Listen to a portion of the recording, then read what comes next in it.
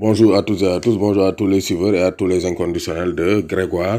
Omnisport, nous avons Koulibaly, Sadio Mané, mais l'un des joueurs les plus courtisés, ça va être Krépin Diatta. Krépin Diatta, autour d'une excellente saison avec Bruges et sur les tablettes du Milan AC. Et aussi Ajax Amsterdam, nous avons beaucoup parce qu'il y a un joueur désiré par le club de Bruges. Donc, cible Bruges, là, moi, Razvan Marin, qui est actuellement à l'Ajax d'Amsterdam.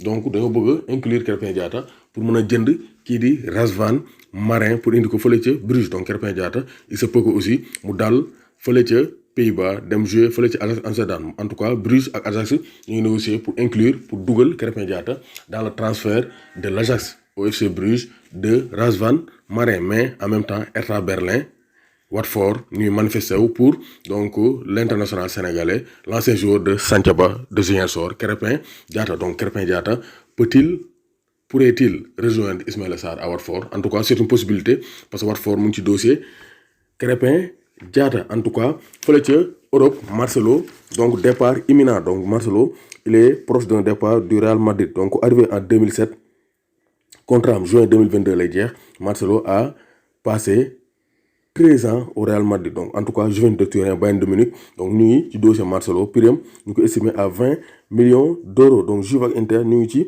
Dembélé, donc Ousmane Dembélé, le jeune ailier du FC Barcelone, 22 ans, selon la Gazzetta dello Sport, mu ngi ci cible donc Inter ak Juventus de Turin. Donc Gabigol veut convaincre Neymar, donc définitivement recruté par par Flamengo. Gabigol, l'attaquant de Flamengo, international brésilien, dafa bëgg convaincre Neymar mu ñëw fële ca Brésil. Je pense que Gabigol mën ngaa noppalu parce que Neymar pour l'instant il n'envisage pas de retourner au Brésil à 28 ans. dañu indi benn nouvelle rubrique danañ jox une somme Grégoire dañu jox benn somme ngeen def seen mercato, c'est-à-dire ngeen def mercato ngeen jënd par exemple 3 wala 4 jours yi nga xamante ne dangeen yaakaar ne dina mën a renforcer benn équipe. Donc tey on va démarrer avec le Paris Saint-Germain. Donc damay teg table bi 250 millions d'euros ngeen jox ma joueurs yi nga xamante ne dinañ mën a renforcer le Paris Saint-Germain. Donc 250 millions d'euros pour 3 joueurs qui pourraient renforcer le Paris Saint-Germain la saison prochaine. Donc pour moi, Mbappé va rester au Paris Saint-Germain. Neymar aussi muy commencer épanouir au sein du Paris Saint-Germain. Donc il se peut aussi mu toogaat vu leur qualification en quart de finale. Paris gën nañoo am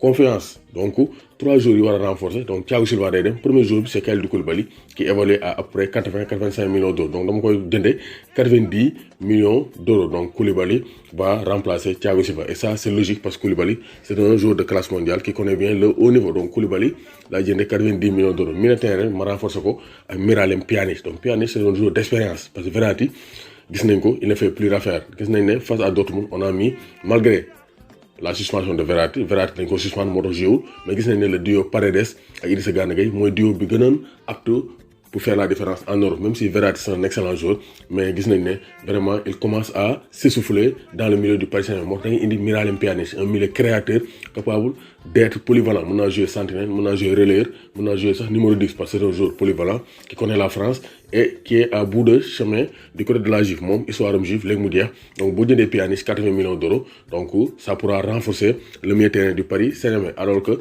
ay Herrera da ngeen mën a sànni parce que Herrera dafa ñëw dafa jógee Manchester United ñëw Paris mais il n'arrive pas à s'imposer avec des blessures avec la concurrence rude au milieu terrain. Donc Pjanic, Koulibaly 90 plus 80 mu jox ma 170 millions d'euros. Après 80 millions d'euros yi mu investir ko sur Mauro Icardi. Donc attaquant foog Paris am ko jarul ñuy bàyyi Icardi dem même si Icardi waaye na mécontentement am mais c'est normal parce que Cavani aussi mën ñëwoo jël sànni ko parce que c'est une figure, c'est le monument, c'est le meilleur joueur, c'est le meilleur buteur de l'histoire du Paris Saint-Germain, Edinson Cavani.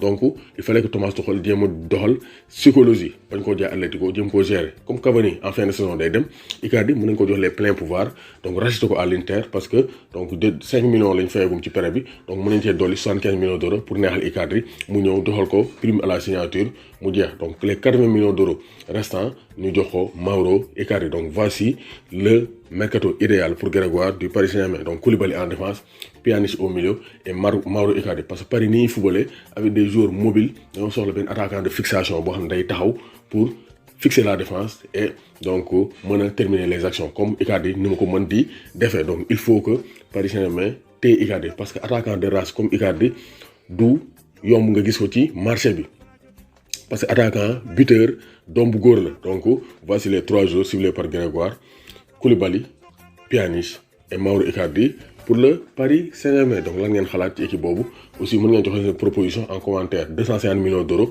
ngeen jënd ñetti joueurs pour renforcer le Paris Saint-Germain.